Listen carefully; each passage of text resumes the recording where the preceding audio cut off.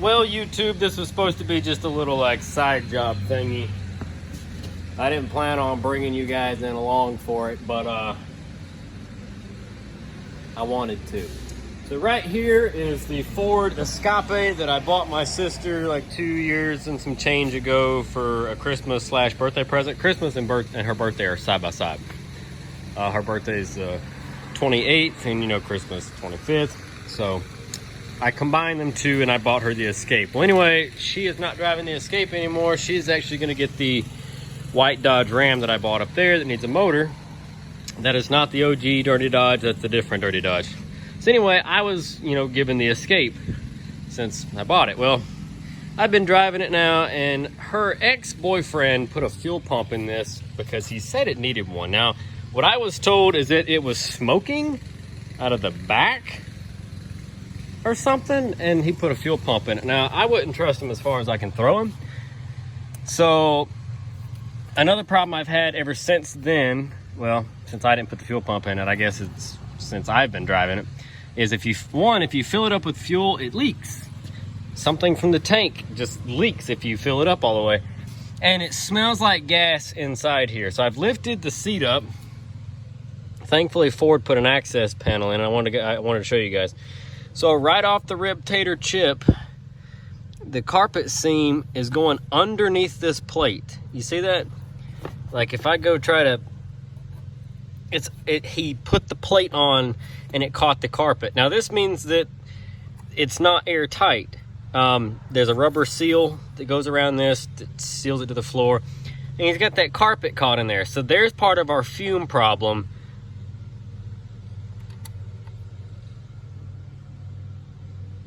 Oh no. So this is one of the locking tabs that hold the fuel lines on. That's not a good sign. Anyway, he's about as stupid as a box of rocks, so I'm surprised it runs at all. So let's get these 4 bolts out of here and see what else he screwed up. Okay, so I've got it open. I'm trying to get this tripod thingy adjusted where maybe you guys can see part of it. So anyway, here we are. So he reused the old locking tabs instead of replacing them, so that's okay if they didn't break. I mean, at least he did put them back on here. You can see a wet spot right here. It goes actually all the way around where the pump sits. So there's another indicator that we definitely have a leak, probably from this seal. And so if we take the pump, yeah, you see how that kind of moves in there? That shouldn't move in there. So let's figure out why it moves. Okay, so I disarmed the fuel system, turned the motor over to get all the pressure out of the lines, and I have pulled the pump unit off. And honestly, kind of just like I was expecting, the dumbass didn't put the O-ring right here around the fuel tank. So this goes, right here and sits down like that. However, there's a O-ring that goes around this piece of plastic to make a seal against that material. And he didn't put the fucking O-ring in it. So that was probably a venting problem with my tank, which is probably what was also giving me the stupid code for the evap, the pressure thing I was having. So now I gotta see if I can find a freaking O-ring. Okay, so it's missing the O-ring. I called my boys down here at the parts store and they're gonna give me the hookup on an O-ring. So we're taking the Subaru up here to get us a new O-ring. Or gasket or whatever they technically classify that thing as. I don't know. Alright, just like that. It helps to have friends in low places. One little O-ring. Let's go back and put her together. All right, it might be a little wobbly, but I don't want no one to cry that they couldn't see.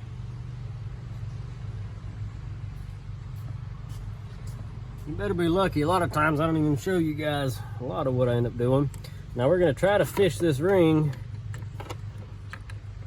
just like this,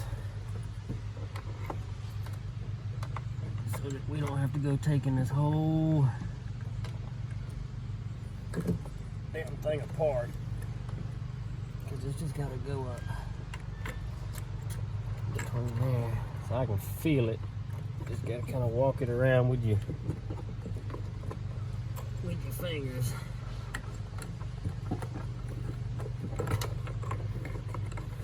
And of course it gets stuck on the damn thing. So I think it sits like that.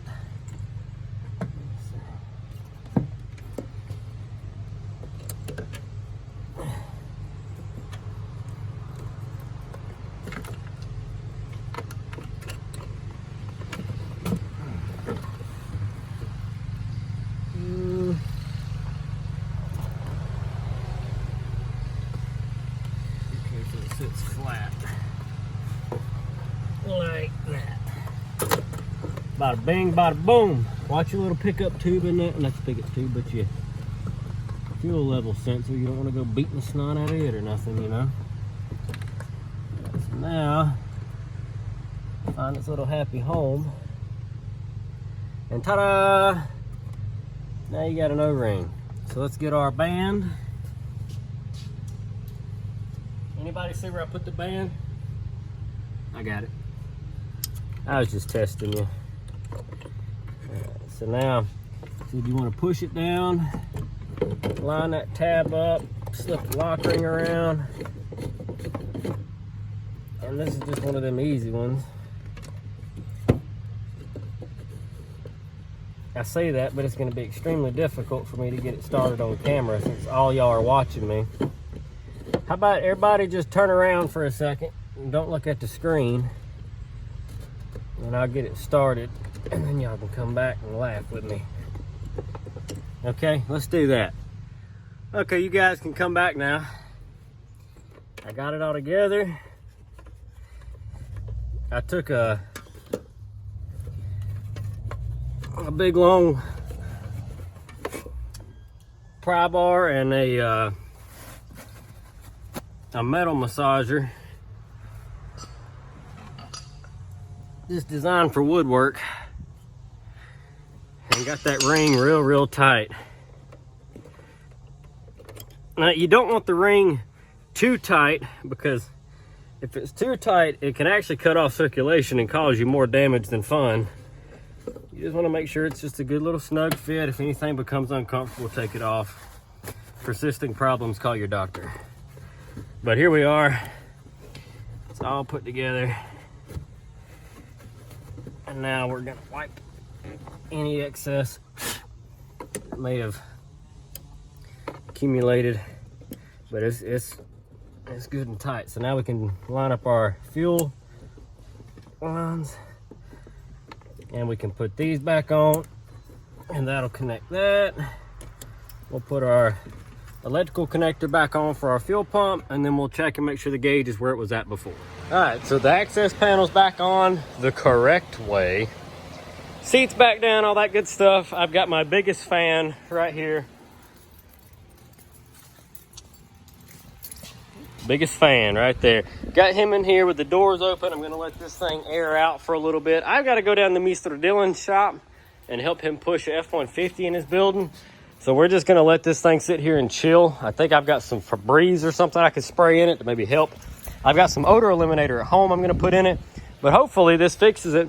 And I cleared my codes. They were indeed for massive evap leaks. It kept saying check gas cap, but it can't pressurize and vent correctly if there's no O-ring. So hopefully that takes care of our issue. And like I said, since my sister has not got it anymore and I've been driving it,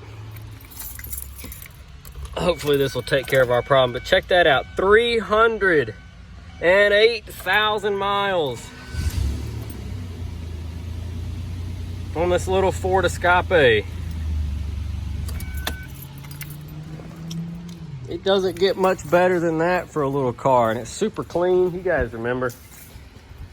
Well, maybe now it won't smell like gas. So let's go help Mr. Dillon. Thank you guys for watching. Drop a comment down below. Let me know what you think, and we'll see you in the next one, which will probably be finishing up this Nissan Titan behind me. Thanks for watching.